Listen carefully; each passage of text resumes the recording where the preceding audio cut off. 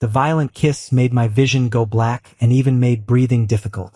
But obviously, Matteo didn't intend to let me go and was still frantically plundering the air in my lungs. At the moment before I was about to suffocate, I bit down hard on his lower lip. The moment the smell of blood filled the air, I pushed him away with all my might. "Matteo!" I scolded him hoarsely, my chest heaving. Matteo propped himself up on the bed with one hand and wiped the blood from his lower lip with the other. He glanced at the back of his hand indifferently and let out a malicious laugh. "Brother, it's the first time I've seen you so angry. So cute." He tugged at the thin chain beside him casually. Due to the force on my neck, my upper body, which had just backed away, uncontrollably lunged forward. Before I could even let out a scream, Matteo gently caught me. His warm and moist breath fanned against my ear. "Why do you want to leave? Isn't it good to stay by my side forever?" He held me tightly in his arms, and the back of his hand stroked my cheek again and again. His eyes were half closed, as if he were examining his private property. "I don't want to do this either. It's you who forced me. Stay here with me. Be mine, okay?" "Not a chance." I swung my hand and slapped Matteo, causing his face to turn to the side. The chains clinked together, making a jingling sound. "I'm your brother. After all I've taught you, is this what you've learned?" He is sick and paranoid, and he even does such illegal things. I thought I used 80% of my strength, and his face was beaten red. But Matteo wasn't angry at all. He pushed the inside of his cheek with his tongue on the side that was hit, smiling and seemingly quite enjoying it. "Amadan, did you feel good after hitting me?" Matteo licked his upper lip, straightened his face, and then offered the other side of his face. "If you're still not satisfied, hit me again. Kick me, step on me, do whatever you want." This man exuded an air of fearless excitement all over. In this state of excitement, it's useless to talk to him about anything. I simply shut my mouth. Matteo went even further. He grabbed my hand and slowly leaned over with a hideous smile. As if my hand had been scalded by boiling water, I instinctively pulled it back. But this move seemed to anger Matteo. His slightly curved eyebrows suddenly straightened. He lifted one corner of his mouth. Disgusted, my chin was suddenly grabbed, and I was forced to raise my head. What should I do? Sooner or later, you'll lie beneath me and enjoy it. After Matteo said this in a husky voice, he kissed me regardless, and this time he was even more aggressive than before. This is really killing me. To make myself feel better, I raised my hand to wrap around his back and stroked it again and again, attempting to make him be gentler or just let me go. But it seems to have had the opposite effect. Not only was I not let go, but I was pressed down even more tightly. "Matteo, calm down." He turned a deaf ear. Just when I was almost forced to make a sound, the doorbell rang abruptly. The tense atmosphere paused for a moment. Matteo stopped, clicked his tongue, propped up on his arms and stared at me. It seemed that he didn't really want to care. But the doorbell rang more and more urgently, as if it would ring forever if you didn't open the door. Matteo cursed under his breath, got up to tidy his slightly disheveled clothes and put on a windbreaker. "Brother, be good. I'll be back soon." Then he opened the door and walked out. It took me a while to recover. I sat up, looked at the shirt that had been torn into rags, and was silent for a long time. Then I slumped back powerlessly, looking at the white ceiling and sighed helplessly. When I transmigrated into the book 14 years ago, there was a progress bar in my mind. I didn't understand what it meant, but based on my experience of reading novels, it was probably something like saving the female protagonist. So the 13-year-old wealthy young master pestered his family to pick up the 8-year-old female protagonist Harper and the male protagonist Matteo from the orphanage. I asked my family to send them to the best schools and receive the highest level of education. According to the original plot, after growing up, Matteo would lock Harper up, abuse her, humiliate and force her, using a morbid way to vent his paranoia of unrequited love. But I taught them very well. They were gentle, well-behaved, sunny and obedient. One graduated from the top law university in the country and became a sought-after female lawyer as soon as she graduated. The other one also graduated from a prestigious university. He is decisive and took over the family's business company early on. So far, it has nothing to do with the original plot's torturous and forceful love story. The progress bar in my mind has also reached the end. I'm hesitating whether to go back, although I haven't made a decision. I've started making preparations, such as transferring the house ownership and donating property. Unexpectedly, after drinking a glass of wine from Matteo, when I woke up, I was locked in a room in a villa. Sitting beside me was Matteo, with a gloomy face, staring at me intently. Matteo has actually reverted to his original personality in the book and is playing the coercive game. It's just that the target has changed from Harper to me. To be honest, when he grabbed my calf and got on the bed, whispering his hidden love like a ghost. I was shocked and thought it was absurd. I really didn't expect that although Matteo usually seems so close and obedient to me, with an angelic face, his true personality is still so twisted and crazy. And the absurdity lies in the fact that I'm not straight either. I also have impure thoughts about Matteo, equally secretive and unmentionable. But I don't want to be tied up. This habit of tying people up at every turn has to be changed. Today is the third day of my imprisonment. I raised my hand and rubbed my slightly numb lips, let out a sigh, took out the tablet beside the bed to check the surveillance downstairs to see who was coming. Turned out to be Harper, and it seems that Matteo is already trying to drive her away. Before being pushed out the door, Harper looked around the house. You really haven't seen Big Brother? There's been no news from him for 3 days. No, he said he went abroad for a trip. Harper still wanted to ask further, but Matteo mercilessly slammed the door shut. You little guy, you're really good at making things up. When Matteo opened the door and came in, I was taking out a new set of home clothes from the closet. What's the rush to put it on? You'll have to take it off anyway. I gave him a disdainful look and waved the loose chain. Unlock it for me. I want to change my clothes. Matteo sneered, let go of his folded arms, walked over, and threw me onto the pillow around my waist. My ankle was accidentally pulled, and I gasped in pain. Matteo suddenly stopped and shifted his gaze downward, only to see that the originally fair-skinned area around the ankle was rubbed with a glaring red mark and was slightly swollen, looking extremely pitiful.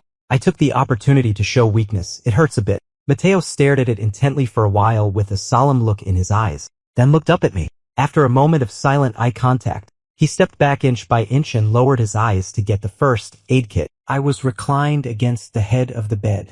Matteo knelt on one knee on the ground, holding my calf with one hand, gently and carefully applying medicine to me and rubbing it with his warm palm. There was a tingling feeling in my heart, as if he was still the same cute and harmless guy as before. I moved my leg and said, "It's okay, you don't need to rub it anymore. The swelling will go down soon." Matteo glanced up at me, didn't stop his hand movement, and finally kissed my calf. I trembled and tried to shrink back slightly but couldn't. Matteo's fingertips swept from my ankle all the way to my waist. The skin under the cloth felt slightly itchy, just as his hand was about to slip into my clothes. My stomach made an untimely growl. Great, it's mealtime. I slumped my face and kicked him away seriously. I'm hungry. Go cook. His face looked a bit terrifying. After a moment, he grabbed the back of my head and gave me a passionate kiss. Then, as if venting his anger, he bit my side neck before getting up and walking out. I leaned back against the headboard contentedly. Actually, Matteo is still different from the original plot. Although he tied me up and wants me to go to Egypt to pull weeds, he has never physically hurt me. He would feel sorry for me. An hour later, Matteo came back with a bowl of porridge. You could tell at a smell that this porridge was simmered slowly over a low fire, exuding a rich aroma. But Matteo wouldn't let me eat by myself. He insisted on feeding me. I couldn't resist him, so I reluctantly took a bite, but unexpectedly, he covered my lips with his, and with a roll of his tongue, he took half of the porridge away. Sure enough, what Big Brother has eaten tastes even sweeter. How perverted. I snatched the bowl from his hand blushing, gulped down the porridge in a few mouthfuls, pushed the bowl back to him, then pulled up the quilt and laid down with my back to him. I really don't want to talk to him. Matteo put the bowl on the bedside table and lay down beside me, hugging me through the quilt. Our two breaths intertwined, and the air inexplicably became a bit tender.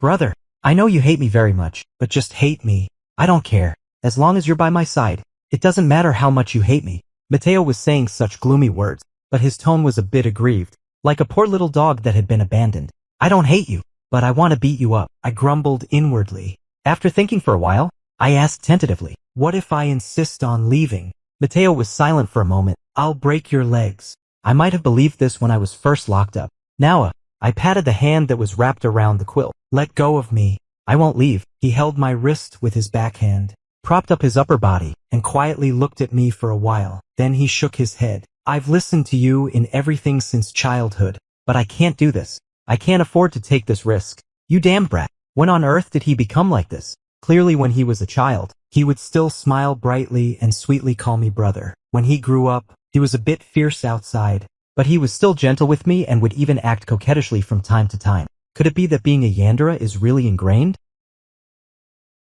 Maybe I slept a bit too much during the day, so I woke up once in the middle of the night. I turned over and saw Matteo's sleeping face right in front of me. I have to say, This is a face that easily makes people fall in love, and I've watched him grow up. Love sprouted over time. When I was hesitating whether to take a step forward, I accidentally caught Mateo and Harper sticking together in the middle of the night. They were so close that they seemed about to kiss the next second. So, I don't know how many nights I told myself in the dark, Mateo is your younger brother. He has grown up well. He will fall in love with Harper normally and healthily according to the plot, and you are just his nominal elder brother. After repeating it in my heart more than a dozen times, I finally suppressed the darkly growing branches of love. Actually, I have no relatives in that world anymore. The reason I'm hesitating about going back is, firstly, I'm reluctant to leave, and secondly, I'm afraid that I won't be able to bear it if I really see Mateo and Harper together. I don't want to give a speech at their wedding, so I always make preparations to leave at any time. But I didn't expect that Mateo went crazy. I thought he was just being close to me. I didn't expect that beneath the closeness was a more intense and uncontrollable love than mine. I didn't even know that I held such an important place in his heart. So important that, what should I do with him? I stretched out my fingertips and gently traced his eyebrows, nose, and then slowly slid to his lips. After a pause, I quietly leaned in and left a brief and gentle kiss. Good night. I closed my eyes and pressed the give up going home button in my mind. The next day, I sat there with a numb expression. It's okay to be in a relationship, and it's okay to play around with forced love occasionally, but it's not right to be locked up all the time. I was racking my brains to organize my words, trying to make Mateo believe that I wouldn't leave. Before I could say a word, he was called away by a phone call. He frowned when he left, looking like it was a tricky matter. The chains on me are long enough for me to move freely in the room and the bathroom, but I can't leave this room. When I was bored and using the chain as a skipping rope, I suddenly heard some noise downstairs in the living room. Is Mateo back so soon? After a while, there was the sound of entering a password at the door. Incorrect password. You have entered the wrong password too many times. Please try again after 30 minutes. The door was pounded loudly. Brother, are you in there, brother? It was Harper's voice. Why has Harper come here? I quickly moved to the door. I'm here, brother. Step back a bit. I'm going to smash the door. I stepped back several steps. Immediately afterwards, there were several loud bangs. The door lock was smashed to pieces, and even the wall shook 3 times. With a loud noise, Harper descended like a goddess, kicking open the door with a hammer in her hand. So awesome. Is this still my delicate and gentle little sister? When Harper saw the chains on me, her eyes immediately turned red. This damn brute. Harper picked up the hammer and hit the chains. After hitting it twice without breaking it, her eyes got even redder. Her voice was choking with sobs. Brother, you've really suffered. I shook my head. How did you know I was here? Harper gritted her teeth and said, who else but that paranoid would lock you up? From the way he looked when he came to see me last time, I vaguely sensed it, but I had no evidence. And I even said you went on a trip. Who was I kidding? But I didn't know he was so crazy. Wait a minute, bro. I'll find a more suitable tool. Harper rummaged around and somehow found a pair of pliers. With 2 loud snaps, she cut the chains around my neck and ankles. Let's go quickly. I don't know how long they can hold him off over there. Harper helped me stand up. Before I could say a word, a sinister voice came from the door. Try to leave and see what happens? Mateo's jaw was clenched tightly, and his whole body exuded a violent aura. His sinister eyes stared intently at me. Brother, you're being disobedient. I've said that those who are disobedient must be punished. How do you say that? Harper stepped forward and shielded me in front of her. Are you still a human being? He's your brother. He's been so good to you, and this is how you repay him. Mateo leaned against the wall and sneered coldly. I know. So I love him. What's the problem? Is this how you love someone? This is imprisonment. It's physical harm. Mateo still had an indifferent attitude. Say whatever you want. Get out of here quickly. I still have someone to settle the score with. Do you believe that I'll call the police right now? The person opposite let out an exaggerated laugh. Lawyer Sue, I'm just having some fun playing role play with my lover. What? Does the police even interfere with bedroom fun? Harper then swore an extremely filthy curse, which stunned me. Goodness, I've never sworn like that. The atmosphere was tense. Harper gave a cold snort. You're an out-and-out madman. Why should I reason with a madman? She waved the pliers and pointed forward. Get out of the way. I'm taking my brother away. Mateo squinted his eyes, put his hands in his pockets and stood in the middle of the door, slightly raising his chin. The meaning was obvious. Don't even think about it. Mateo, don't force me to really take action. You can give it a try. How did the relationship between these 2 people become so bad? If we don't stop them, and they really fight, the scene will become very ugly. Moreover, I grabbed the pliers from Harper's hand and threw them on the ground. Then I took her by the wrist and walked up to Mateo. Mateo's face was as black as thunder. Please step aside. He stood there without moving. I forcefully pushed his body aside a little and pushed Harper out. At that moment, Mateo's vice-like wrist clasped my arm. I've said it before. I'm not leaving. Mateo paused. Brother. I patted Harper on the shoulder. Go back. Leave this matter to your brother to handle. With tears glistening in her eyes, Harper stubbornly refused to leave. I lowered my voice. Be obedient and go back. I forcefully pushed her a long way out, then closed the rickety door and locked it from the inside. Fortunately, the lock still worked. Outside the door, Harper was shouting and pounding on the door. Inside the door, I pinned Mateo against the wall and kissed him. I don't know how much time had passed before the sound of pounding on the door stopped. Gasping for breath, I let go of the man I had been forcefully kissing and looked into his extremely dark pupils. Mateo retracted his thorns all over his body, and his expression was rarely dazed. I pointed at the collar around my neck and softened my voice. Loosen it, okay? It's not very comfortable for me to wear it. Mateo half lowered his eyes, his gaze sweeping from my face to my neck. You'll run away. Tut, this guy. There was no other way. I leaned in and kissed him densely. Both of our breaths became unsteady. While kissing, I undid 2 buttons of his shirt and placed my hand on his chest. The hand on my waist suddenly tightened. I rubbed my teeth against his ear. I've also said that I won't run away. You've never known that actually I love you too. After knowing that you have the same feelings for me, I'm very happy. The body of the person in my arms visibly froze. I looked up and stared directly at Mateo. I bared my heart, letting out the branches and buds that had grown into a towering tree, and spoke seriously and earnestly. I'm not lying to you to get you to let me out, nor am I teasing or retaliating against you. I'm stating a fact to you. I grabbed his hand and placed it on my heart. I, Michael, love Mateo deeply, wholeheartedly, and until death do us part. I'll always be loyal to him and will never leave him. Do you understand? His dark pupils suddenly widened. He opened his mouth slightly, opening and closing it. But in the end, he didn't say a word. He's still a bit dazed. Let's give him a stronger dose. I buried my head in his neck, exhaled, and wrapped my legs around his waist. Don't you always want me? I'm willing. I want you too. Shall we give it a try now? I rubbed the skin near my lips and gave it a gentle suck. His body trembled where it was pressed against mine, and he suddenly bit the back of my neck. I let out a soft groan. Mateo put one arm around my waist and the other under my buttocks, then picked me up in this position and threw me onto the bed after a few steps. Mateo seemed to want to confirm something repeatedly. He called my name again and kissed away the physiological tears at the corners of my eyes over and over. It was really pleasurable, but also really tiring. I even fell asleep exhausted and was woken up by him again. After the last wash, I wrapped myself in the quilt and firmly refused his approach. No, I can't take it anymore. I can't do it again. Mateo hugged me through the quilt and rubbed his face against my nose like a kitten. I feel like I'm in a dream. I snorted irritably. Yes, you're dreaming.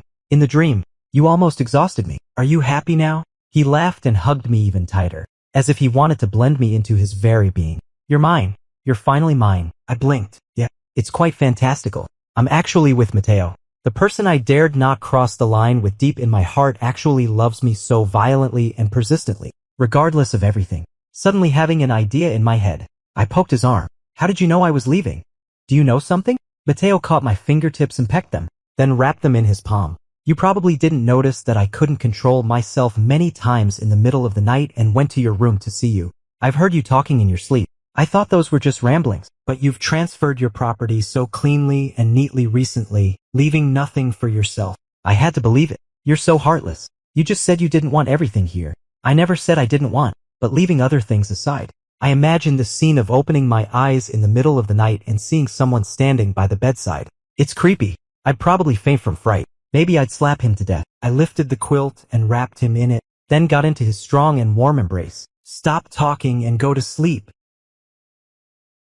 The domineering CEO who had been gone for so many days had to go back to work, but he still didn't completely set me free. The collar around my neck has been removed, but the one on my ankle remains. It has been replaced with a thinner style that doesn't impede my movement. There is a tracker embedded inside. There is also a short chain hanging under the thin ring. When I rest my leg on Mateo's shoulder, it makes a clear sound, which Mateo likes very much, since he insists. I'll just let him have his way. As for the tracker, take it slow. I don't expect him to change too much all at once. I ate a bunch of snacks in the living room, watched half of a TV series, tidied up a bit casually, and then prepared to go out to take out the trash. When I opened the door, I saw Harper wearing a baseball cap and carrying a baseball bat. She was leading a large group of black-clothed men in a grand manner, only about 10 meters away from the door. She doesn't look like a lawyer. She looks like a bully leader. I stood there stunned. What are you up to? Classmate Harper. Classmate Harper didn't say a word.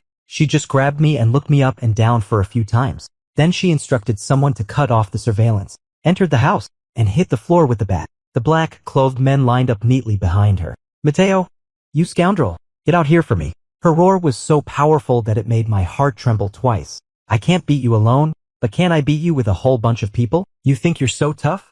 Come out and face me. Today, I must avenge my brother and beat you to death. You ungrateful wretch. So fierce. Scared. I moved over and whispered. Mateo went to work today. He's not here. Not here. Harper sneered. He's really lucky. You guys, smash up this room. I have money to compensate. Brother, I'll take you away right now. Harper led me outside, and the black-suited bodyguards were aggressively ready to take action. I quickly shouted to stop them. Wait, hold on. Everyone stop. I met Harper's confused and worried look and let out a sigh of relief. Harper, let these people go out. Brother has something to tell you. Mateo came back half an hour later when I had just turned on the second half of the TV series. Looking back, I saw him propping one hand on the door, frowning and breathing rapidly. Obviously, he had run for a while. I stood up. Why did you come back now? Do you want to drink some? Mateo rushed over and hugged me tightly in his arms, pressing one hand on the back of my head. Water. I finished the last word in confusion. What's going on? In such a hurry. Why didn't you answer the message? Why didn't you return the call? He growled in a low voice, with obvious fear and tremors. The hand holding me tightened a little more. Well, my phone seems to have been on silent all the time. Harper left not long ago. I was chatting with her. I stroked the hair on the back of his head to soothe him one by one. It's my fault. I didn't do it on purpose. I'll definitely reply to your messages earlier next time. I rested my head on his shoulder and patted his back, waiting for him to calm down. Mateo said in a muffled voice, he thought I had run away with Harper, abandoned him and left him. It seems that he isn't busy enough at work and has too many thoughts. I let go of him, looked into his red-rimmed eyes, and then looked up to kiss the corner of his mouth. I love you so much. How could I leave you? Besides, don't I have a locator on me?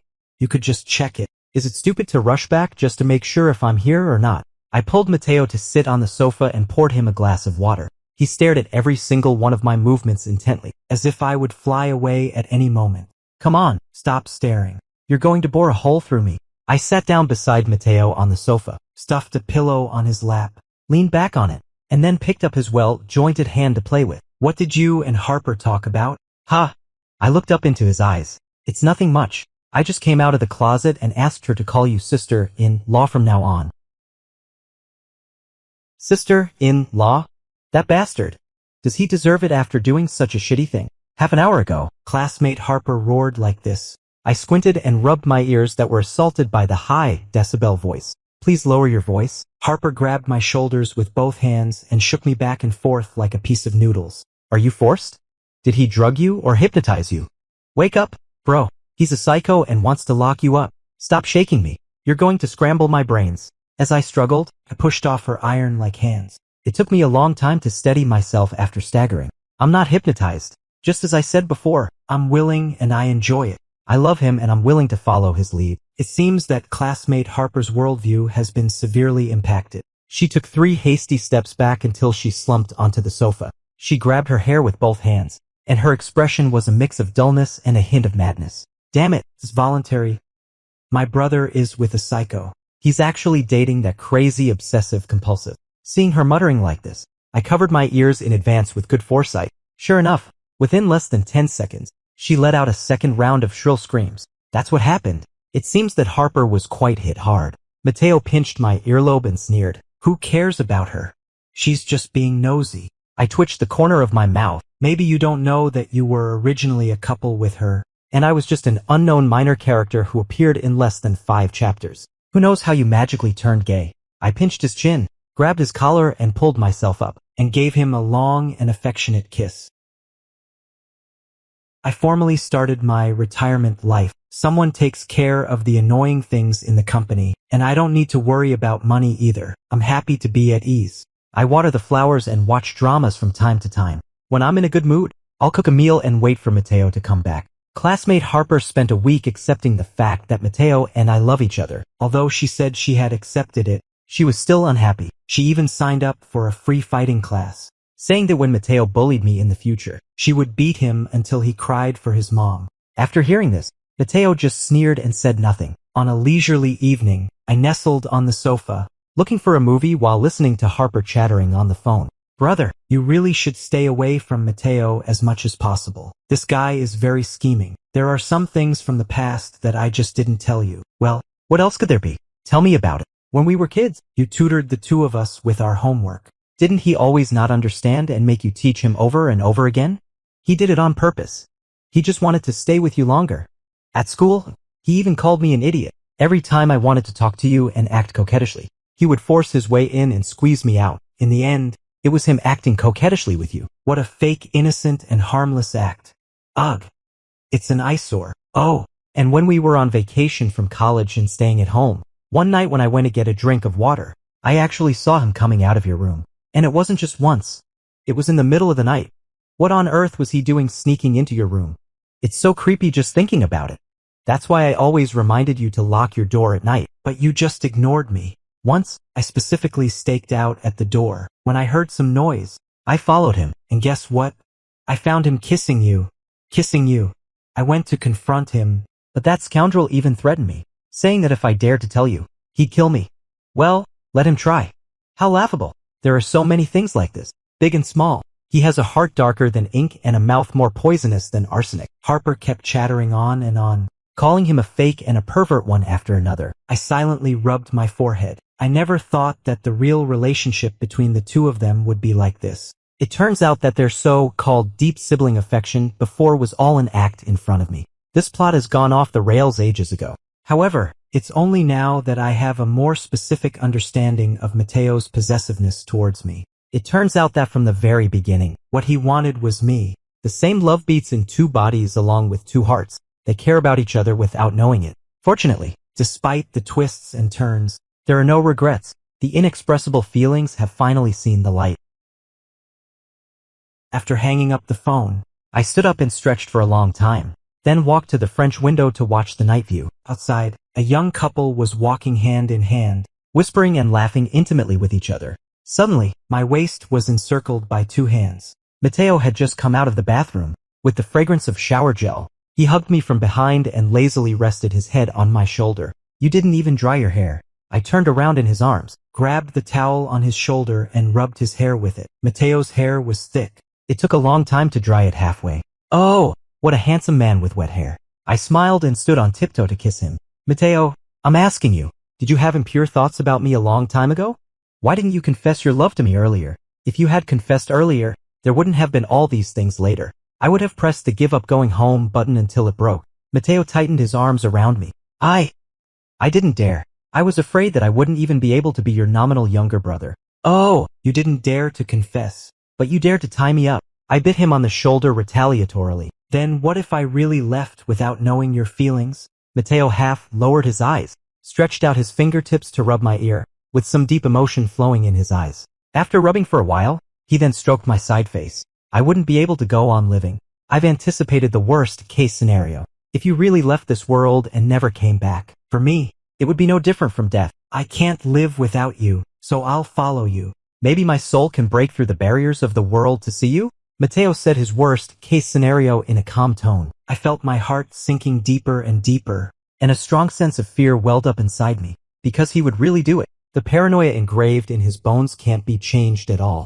I grabbed his collar and pulled him down, stared into his eyes intently, and spoke word by word seriously. No matter what happens in the future, I don't allow you to harm yourself voluntarily. You have to be healthy and live a long life. Of course, I'll always be with you. We'll watch Harper get married together, grow old together, and do many, many things together.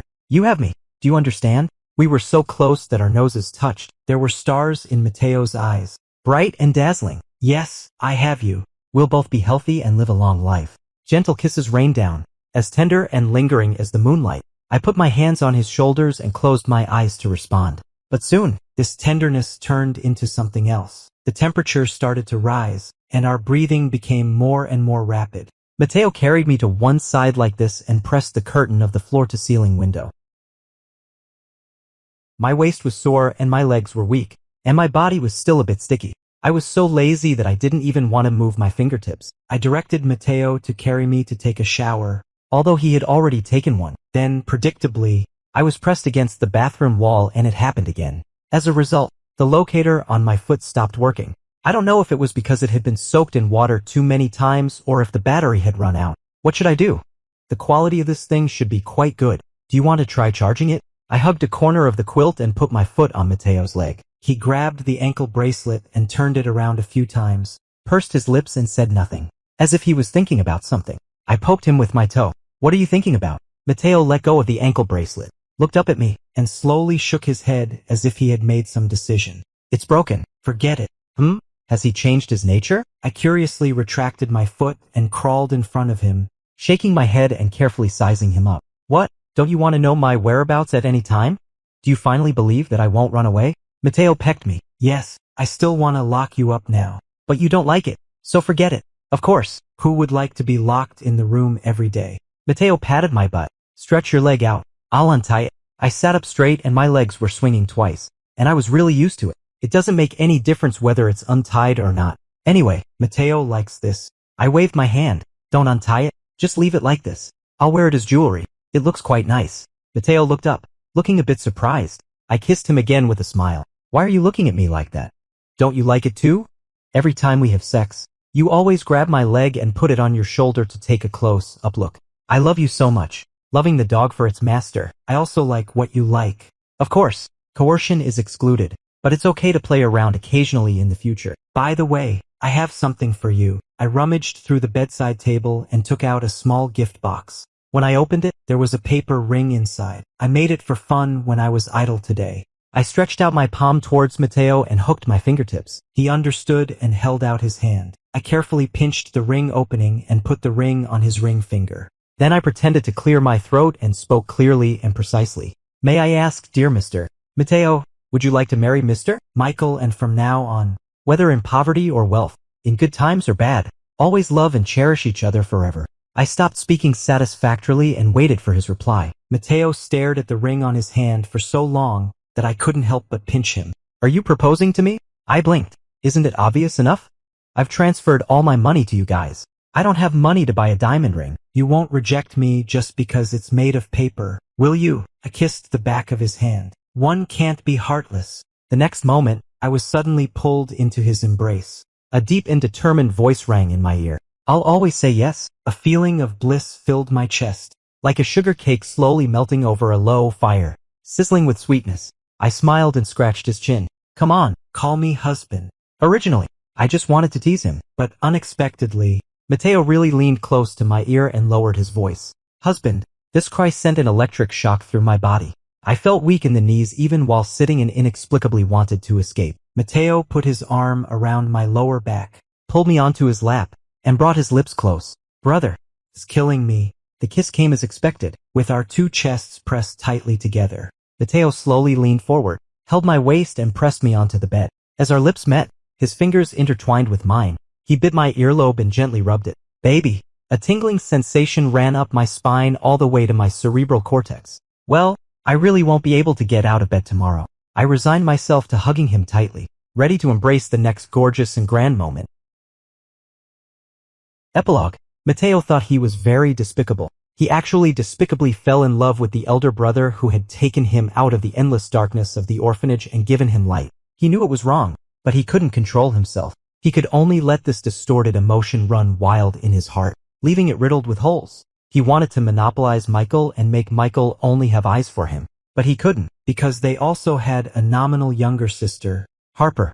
Harper also liked to stick to Michael and liked to hug his arm and act coquettishly. Maybe girls had a natural affinity. Michael would lovingly stroke her hair, coax her, and praise her. Matteo was very jealous, so he always looked at Harper with disfavor. Or rather, they looked at each other with disfavor, because Matteo also had his own way of seeking favor. For example, He would deliberately say he didn't understand his schoolwork and drag Michael to explain the problems to him over and over again. For example, before going to bed, he would hug his pillow, lower his eyes, and tug at Michael's corner of the clothes and whisper that he was afraid of the dark and asked if he could sleep with his elder brother. He pretended very well. Michael always softened his heart every time and would allow him to sleep close to him and hug him. Every time at this moment, he would have a secret and crazy sense of satisfaction. Once, Harper was angry and cried because of his actions. The two of them almost got into a fight, and even the parents of the Moo family couldn't handle it. Then they were severely lectured by Michael together. Michael talked about a lot of reasons with his fingers counting. After seeing that neither of them was convinced, he ignored them for a whole 2 days, not even giving them a look. Finally, the two of them behaved themselves. From then on, the two of them pretended to have a deep sibling relationship in front of Michael. But in fact, they didn't want to talk to each other behind his back. Time passed like this. During this period, the parents of the Moo family passed away unexpectedly, and Michael inherited all the inheritance and supported the family. He and Harper also got into college with excellent grades and were moving in a direction that everyone envied. But he had grown up, and he no longer had a reason to cling to Michael openly like he did when he was a child. His love grew more and more, almost bursting through his flesh and blood. During the holidays, Mateo couldn't control himself many times. In the dead of night, when everyone was asleep, he sneaked into Michael's room. In fact, he didn't do anything and didn't dare to do anything. He just watched in the dark. Just one look could bring him great comfort, but this was just like quenching thirst with poison. Once, he stared at Michael for a long time. Finally, as if he had lost his mind, he threw all the consequences out of his mind, slowly leaned down, and gently kissed the person he had been thinking about day and night on the lips. A faint sound came from outside the door. Mateo knew it was Harper, but he didn't care at all. When going out, Mateo was dragged to the kitchen by Harper. Harper looked extremely angry and sternly questioned him what he was trying to do. "What am I doing? You've seen it all. I'm kissing him." Harper gritted her teeth and scolded him for being shameless and how he could do such a thing. "I not only kiss him, but I also want to sleep with him." Mateo added another malicious sentence. As soon as he said this, he felt extremely relieved. It's as if by saying so, he could really do it. In his mind, there even emerged a scene where Michael was lying limply under him. Harper was so angry that she clenched her fists, stepped forward, grabbed his collar, and got closer. "Mateo, let me tell you, if you really dare to do anything excessive to my brother, I will never let you go." "Just you?" Mateo let out a sneering laugh and also mockingly got an inch closer. "If you dare to tell Big Brother, I'll kill you too." He wasn't afraid of anyone knowing about what happened at night, except Michael. He was afraid that they couldn't even be relatives in name, even though what he wanted was far more than that. He could only maintain this only relationship for now, not daring to cross the line or break the ice. Just as the atmosphere was at a standstill, a familiar voice suddenly came from behind. "What are you guys doing?" He looked back in surprise and found that Michael was also standing not far away. Looking in this direction in surprise, Mateo immediately pushed Harper away and stepped forward, trying to explain something. As a result, Michael waved his hand and took a step back. "Well, just pretend I saw nothing. I was sleepwalking." "Yes, sleepwalking." Then he turned around, went into the room and closed the door. Mateo didn't even have a chance to say a word. But somehow, Mateo always felt that there was an indescribable sense of desolation in Michael's back as he left. The relationship between Mateo and Harper became even worse, and Harper guarded against him even more tightly. But Mateo didn't care. He could always find an opportunity to go and see Michael alone. Michael sleeps deeply at night and occasionally talks in his sleep. Mateo happened to hear him talking in his sleep once, but he didn't quite understand what he said. Something about entering a book, something about completing a task, and something about going back to the original world and never coming back again. What does it mean? Is he leaving? Mateo had an extremely terrifying thought in his mind, but he comforted himself that it was just nonsense. Absurd and baseless sleep talking, not to be believed. However, this self-comforting excuse was shattered when Michael completed the property transfer and completely detached himself from this world. He really is leaving. He doesn't want this world anymore. Once he leaves, he won't come back. But how can he leave? How could he be willing to leave? How could he just let go of everything here? He is mine and will always only be mine. Thinking like this, Mateo took a bottle of spiked wine and went to find Michael. When Michael was locked up by him, Mateo's morbid possessiveness was greatly satisfied. This person can't escape. Matteo completely exposed his dark side in front of Michael. He grabbed Michael's legs and climbed onto the bed, kissing him passionately and tugging at him. He murmured the love that had been pent up for years and made him crazy. Even if Michael hit him, he didn't feel the pain. Instead, he got even more excited, and his blood rushed downward. Hit me, beat me. Anyway, I've caught you, and you can't escape. Matteo thought without a care in the world. At this point, they had kissed and touched. He couldn't wait to take the next step. But he was also reluctant. He knew what kind of person he was. He was afraid that he couldn't control himself and would hurt Michael. So Matteo had been holding back until an accident happened. Unexpectedly, Harper sent him away and went to his home to take Michael away. He rushed back at the fastest speed and just caught Harper about to take Michael away. Fortunately, he made it in time. After the scare, there was a huge wave of anger. How dare Harper? He bristled all over and blocked the door to prevent Michael from leaving. But he never expected that Michael didn't want to leave. Instead, he pinned Matteo against the wall and kissed him. I, Michael, love Matteo very much. I'm completely devoted to him and will love him until death. I'll always be loyal to him and will never leave him. He heard Michael say so. For the first time, Matteo's mind went completely blank and it took him a long time to react. Michael seemed afraid that he wouldn't believe it. He took the initiative to cling to him and proposed something he had wanted to do for a long time but never managed to. His heart was pounding and his blood was rushing. It was like suddenly falling into a whirlpool of surprise. He could no longer hold back and took that final step. At the moment when Matteo truly had Michael, he thought contentedly, "It's worth dying like this.